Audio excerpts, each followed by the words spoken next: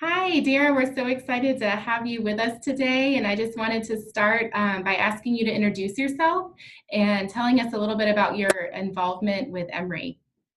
Hey everyone, thanks for having me. I'm Darrah Brustein. I'm an '06 grad of the college. I was a double major in religion and Italian, which in no way, shape, or form directly correlates to what I'm doing in my life and career now, except it was a really great underpinning to help me learn to learn and learn about people, which I think is really important, as I know nurses understand. And I remain a board member on the Emory Alumni Board. I've been active as an alumni for the past, gosh, when did we graduate? In 13 years. Yeah, so the last 13 years.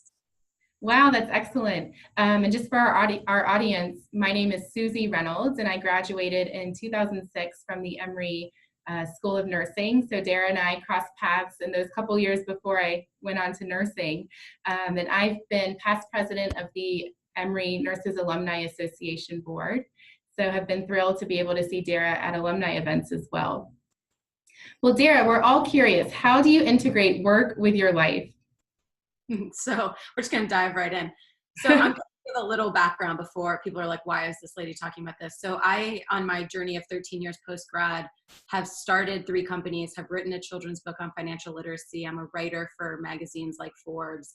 And I've had to juggle and balance a lot. Plus, through all of that, I've decided I want to lead a life of travel. So I travel about 60% of the time and work wherever I am. And I do this along with my partner, Brendan. And we juggle a lot of things. And so this idea of balance is really interesting to me, and one that actually I've liked to reframe and flip on its head a little bit. And while I think balance in general is super important, I like to look at it as integration of how do you approach what you care about and what you value through the lens of how do you integrate them in so that it's not always an either or situation, which often is what is conjured when we think of balance. So for me, that could practically be I'm on a plane and I want to write an article. I will do those simultaneously. Or I want to see friends and I want to go to yoga. I'll invite my friends to yoga. Or, in some cases you can do 3 things at once. It's I want to learn to cook, I want to see my friends, and, fill in the third blank. Maybe I want to write a blog about cooking. So I do them all together. And I think there's ways that we can consider how that looks for each of us. But the most important first step before you can do that is to stop and get clear on what those values and priorities are. Because I think one of the primary things we've all been acculturated to believe is that busyness is a badge of honor, and that this is just the way things have to be if we're feeling burnt out, or like we're in some hustle and grind state all the time, or this sleep when we're dead mentality, of which I don't prescribe to any of them, good nurse pun. And I think it's just really important to stop and consider, what do you really want? What are those priorities? And how do you take away the busyness excuse and say, busyness really is just simply saying that's not as much of a priority as this other thing that I'm spending my time on. Sometimes those things feel like obligations, and other times we can restructure and think, maybe I'm in a nursing job here that's taking away from the things that I prioritize, like my family and my me time. And maybe that's not the case in every nursing role, or maybe there's a way to reacclimate to your hours or have a conversation with your boss or manager. And sometimes it's just getting clear with yourself so that you can then advocate for what you need in every arena. I like what you said about priorities. And can you talk a little bit more about what it means to work intentionally? Yeah, I mean, the word intention for me is almost like a living drinking game, because I say it so often that if you're not living with intention, then life just happens to you, that you become the passenger in your own car, which is your life. And so I'm a big believer in having pause long enough in life and making sure you're surrounding yourself with people in your life who are not only elevating you, but they're helping to advocate for you, to take that time for yourself to identify what are my intentions and how do I make sure that my actions are in alignment with them. That's great what you said about taking time for yourself and really thinking about what are your priorities and taking control and sitting in the driver's seat. I like that analogy a lot. Um, how about joy? How do you find joy in your work and your travel and what you're doing?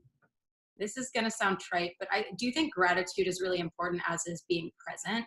When I look back to the early stages of my career, when I was getting laid off time and time again, working in the fashion industry and other industries, and everything felt like a trudge.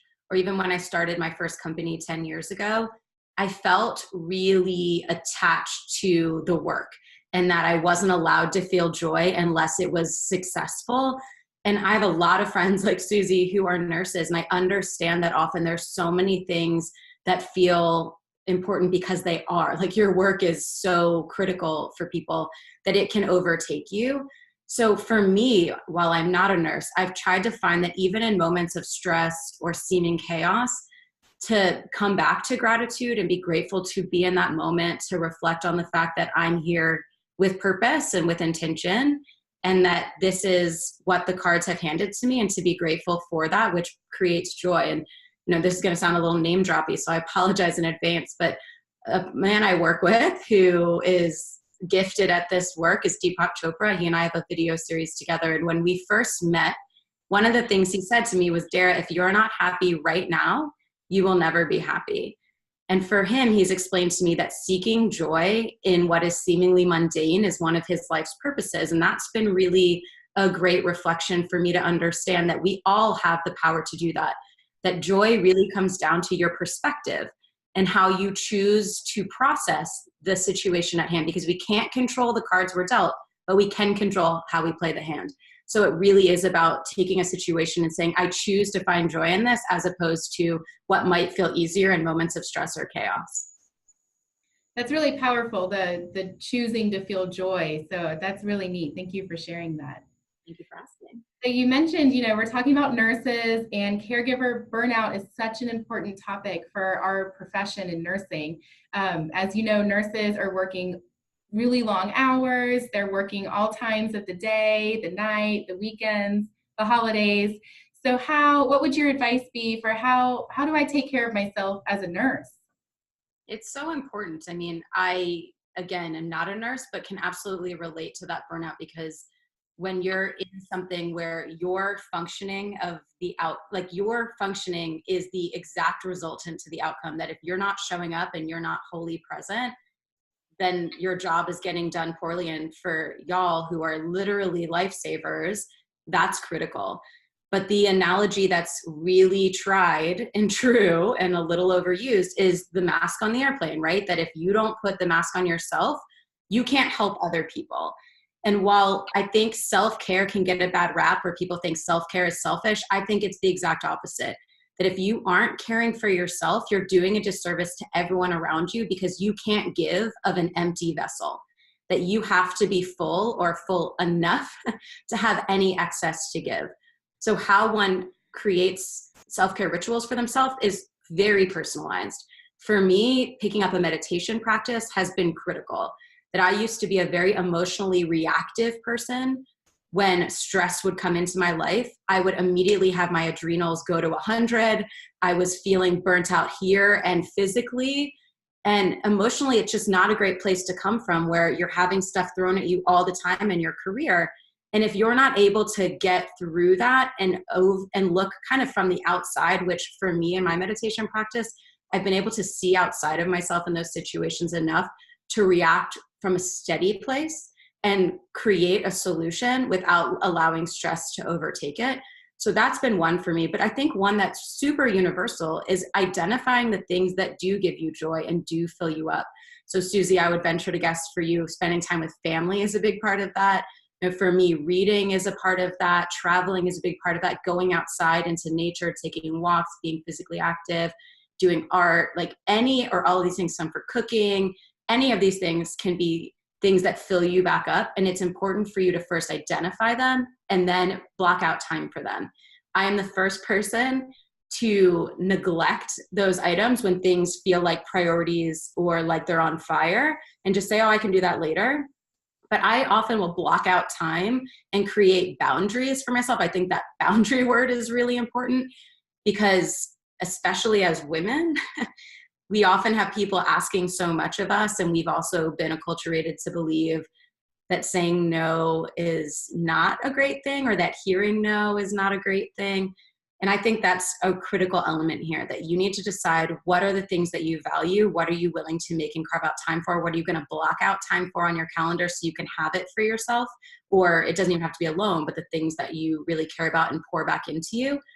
And from the no perspective, I really, really invite everyone to consider that when you say yes to things that you really don't want to do or don't have the capacity to do fully, you're damaging what the outcome is, and you're actually harming the person who you're saying yes to, often out of guilt, when in fact there's ways to kindly say no, even sometimes offering another alternative that doesn't involve you, or just saying, listen, these are the things that I'm prioritizing right now. That doesn't happen to fall into that, but I wish you well. And releasing and understanding that all you can control is your own actions and intentions, again, and that you can't control someone's reaction. But as long as you feel good and aligned with that, that it's important to say no to things as well. I think that's such a good point, and something I've heard others say that I've tried to adapt as well is you can even say, no for now, not for always, and maybe for this season of life I need to say no, but maybe I can revisit it in a different season. But that's something that I've learned along the way and have been working on as well. So I'm glad you pointed that out. Also, from a nursing perspective, I think peers and friendships were so important to me, especially in my early days in nursing, to kind of help with that caregiver burnout. We're like you said, we're giving so much to caring for others. And I really like how you said, we need to make sure we're taking care of ourselves also. It's almost a responsibility in a way to take good care of ourselves so that we can be there for our patients and families. And so I found in my experience that peers and friendships were so important. And it kind of goes back to your point where you can really do two things at once. Invite your nurse friend from work to go on a walk with you, and you can kind of, relieve some of that tension or stress from the workday, and also have some exercise and social connection at the same time. So those are really, really good points. And you've talked about your experience with meditation and exercise. So if it's okay, I'd kind of like to move a little bit towards our alumni connection and giving back to Emory. And what would you say are the best first steps for someone who wants to build their network?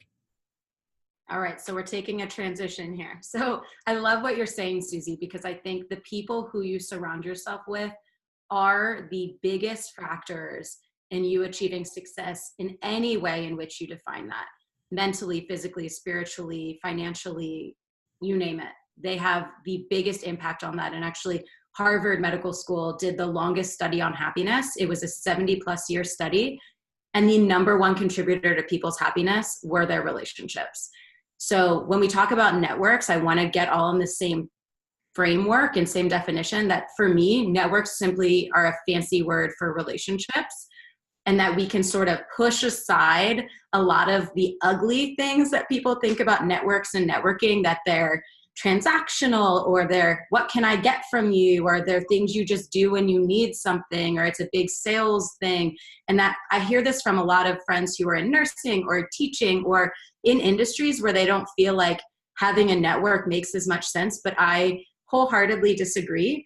There will be times where you need a network to open a door to a new job or a new department, or who, like Susie said, are just the people that are your support system. And they're the ones you're going to go let off some steam with and take a walk with or have your back. I have helped many nurses get jobs who have moved to Atlanta, and that's a network, and your network shouldn't also all be in your industry. It's important to have a diverse network of industry, geography, age, you name it. It's important because maybe someday you'll have another passion. Maybe you have another passion now and you want to exercise that there. And it's great to have people who are not just in one bubble, and that's your entire perspective and worldview.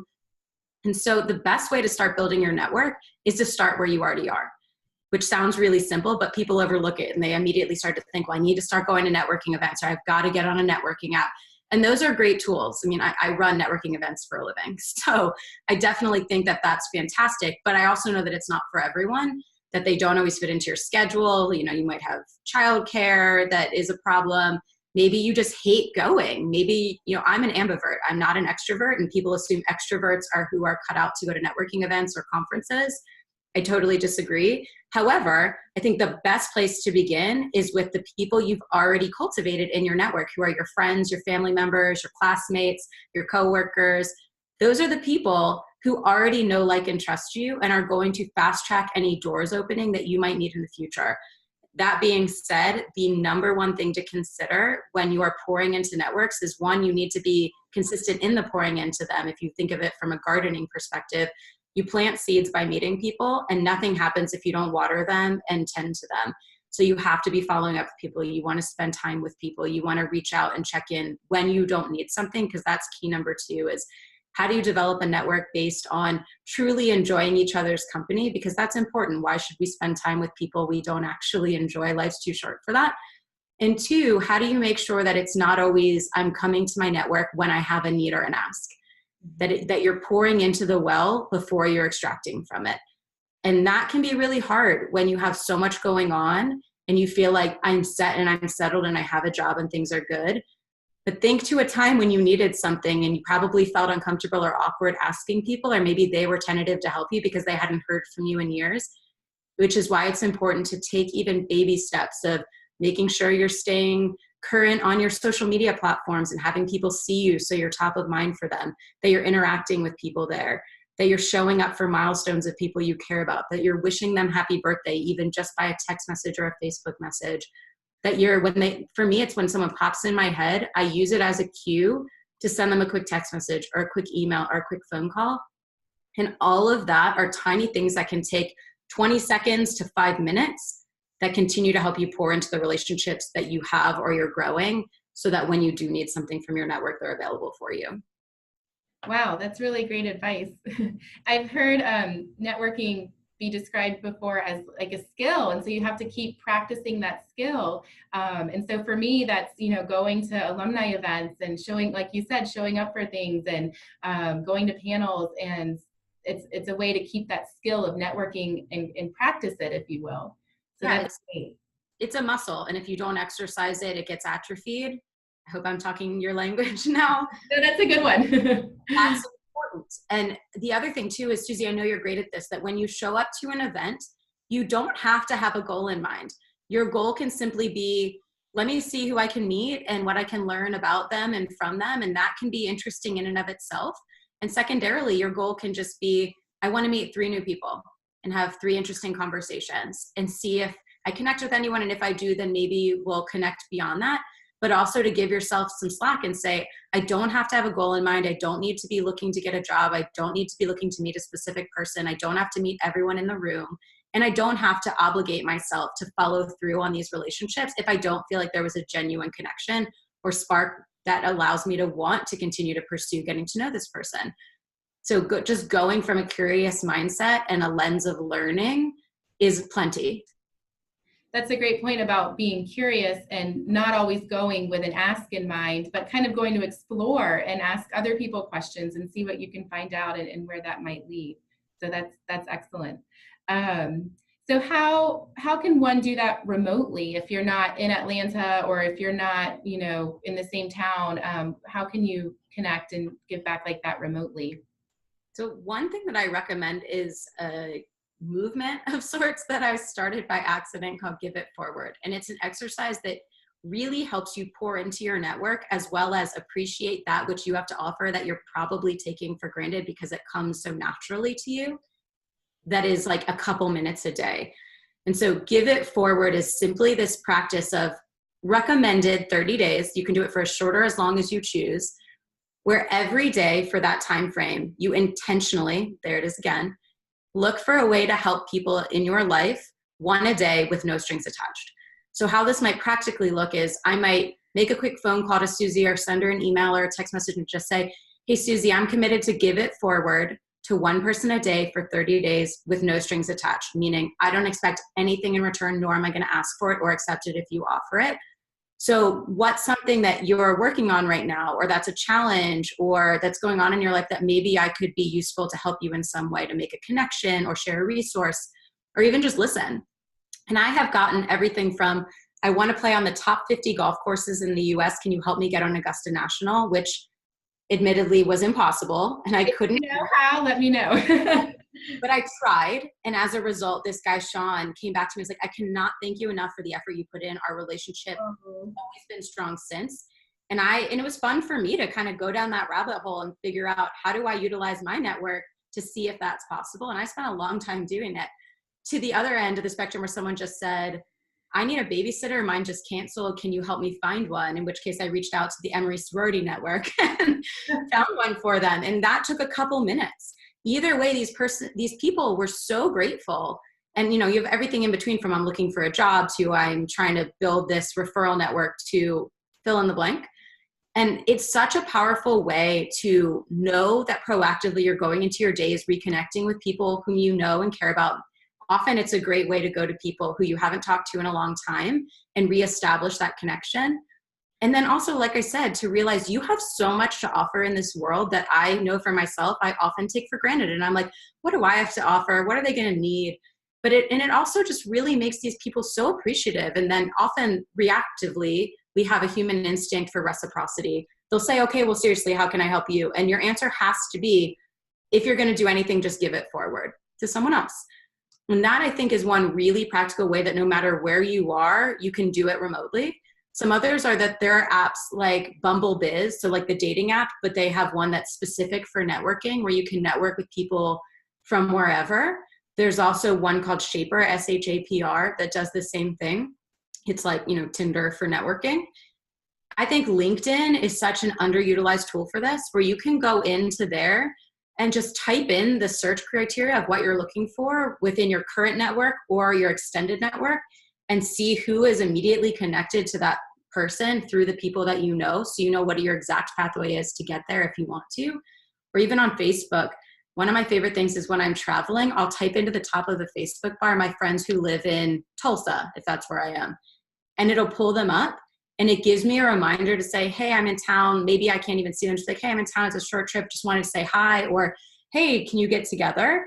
But from a remote perspective, we live in the most connected time ever. And on the one hand, I think it's made many of us lazy and take it for granted and think, oh, we're so connected, I'll just see them on Facebook or Instagram.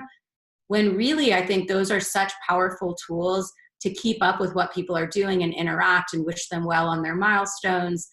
And send the quick text messages and use your devices to do those very easy and passively, as opposed to having to write letters or physically be somewhere, what we would have had to do in the past. So take advantages of the tools that are in your pocket to keep in touch with people. Wow. Thank you for addressing kind of the obstacle of how to stay involved and engaged if you're remote. And what about if, we've talked about time and prioritizing, and for those of us that just feel like there is no time, how can we start to give back and stay connected if we feel like we don't have enough time?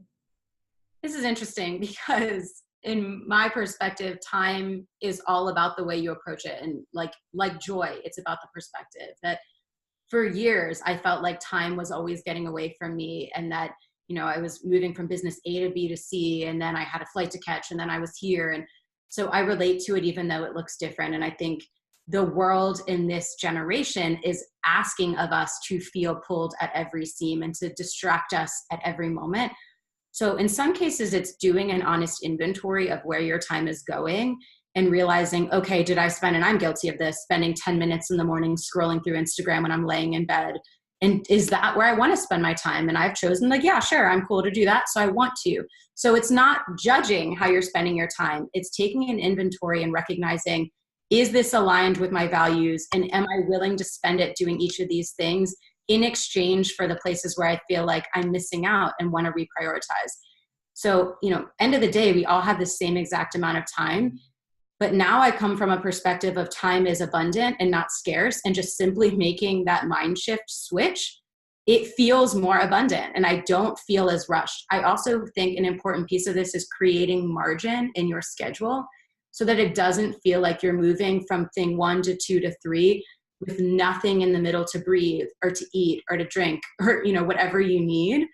And that's really critical that, when we hop off this, I get onto another podcast, but I made sure there was a window so I could eat something and get some water and just breathe for a second and recenter and recalibrate before I jump into the next thing. And I think we think of efficiency as just butt it all up against each other and go and go and go. But then you're burned out by the end and you're actually less productive in your later hours of the day. And another thing to consider with time too is there's an author named Daniel Pink who did some studies on time.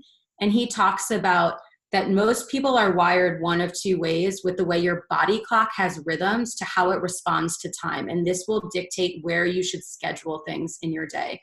So he talks that 80% of people are what he calls larks. They're basically folks who wake up with the most energy in the early time of the day, and then they kind of slowly dip throughout the day until they hit a trough, which I remember in college, like those 4 o'clock classes that you're so not into and you're falling asleep. And then they have a little bit of a peak, but then it pretty much goes down. And then the other 20% are what he calls owls. And this is what I am, where I start the day lowest energy, and then it's just going like this for the rest of the day. And why this is important is, and actually he does studies in the medical world, and he talks about this, that most of the issues and errors that happen in medical procedures happen in the later hours of the day because most people are larks. So they're making their mistakes when they're more tired later. So he talks about when you schedule meetings, when you do certain activities. So make sure you're scheduling the stuff that requires focus from you and the most energy from you in the times when you are naturally wired to be energized. And do the things that are less challenging for you in the times when you're in your troughs. So something to consider. That's really fascinating. And I think it, can speak to the nurses out there who are working the days and the nights and the weekends, and to kind of readjust the thinking of, having an abundancy of time and how do I want to choose to spend it. But that's really fascinating to think about, even within your day, where do I want to schedule the things that are going to take up the most focus and energy. So that was interesting. I think I'm a lark. Although in college, I probably would have said differently. Majority. Yeah. So before we close and wrap up, I just wanted to kind of speak one more time to, our nursing population. And I've had folks ask me, is it important for nurses to network? And kind of to review a little bit about what we've talked about, I would say absolutely. I've been at Children's Healthcare of Atlanta for 13 years now, and I've had 3 different roles, and each one has been because of networking and who I knew and the friends that I met.